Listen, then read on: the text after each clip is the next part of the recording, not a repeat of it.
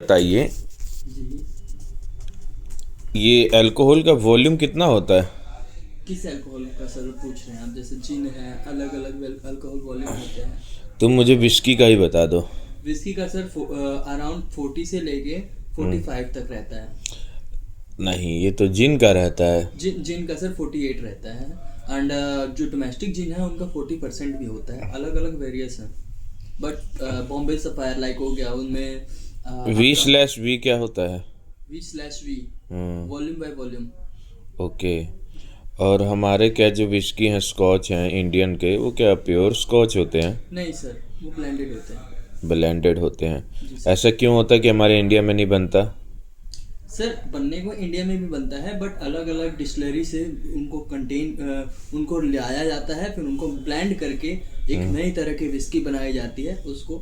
ये सर एक कॉकटेल की तरह ही होती है विस्की, जिनको अलग अलग डिस्टिलरी से लाके और फिर उसके बाद ब्लेंड करके बनाया जाता है एंड देन डिस्टिल किया जाता है। उसके बाद वो ब्लेंडेड स्कॉच विस्की हो जाती है। पॉन्टी चड्डा के बारे में बता सकते हो? पॉन्टी चड्डा कौन थे? नहीं सर, मोंटी चड्डा मैं नहीं जानता। मोंटी नहीं, पॉन्टी चड्डा मैं नहीं बोल रहा सर, हूँ। पोंटी चड्डा नहीं। अच्छा, ठीक है। तो ये बताओ, अभी हमारी इंडिया की one of the best and one of the selling whisky scotch में से अभी अपने कौन सा है? सर अभी हमारा इंडियन का सिंगल मॉल्ट विस्की है जिसका नाम है इंद्री। That is very famous in India and out of India. तो इसकी क्या स्ट्रेटेजी थी कि उसने बाहर के ब्रांड को बीट किया?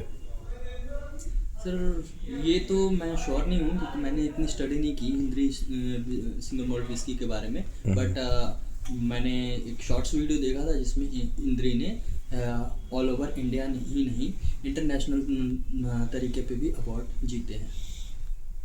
तो उसका जो मेन बेस है वो किस चीज़ से बना हुआ है?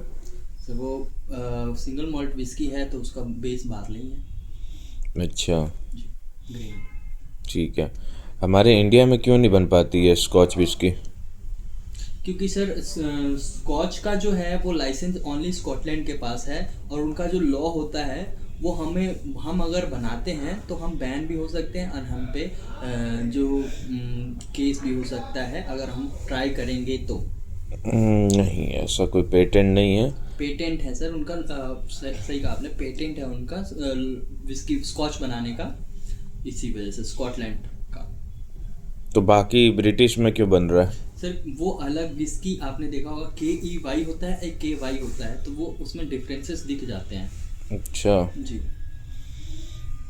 ये ओल्ड मॉन्क की लेगेसी क्यों नहीं ख़राब होती है? क्यों इतना ज़्यादा फेमस है और क्यों इतना ज़्यादा हर जगह अवेलेबल है? क्या स्ट्रेटजी है ओल्ड मॉन्क की?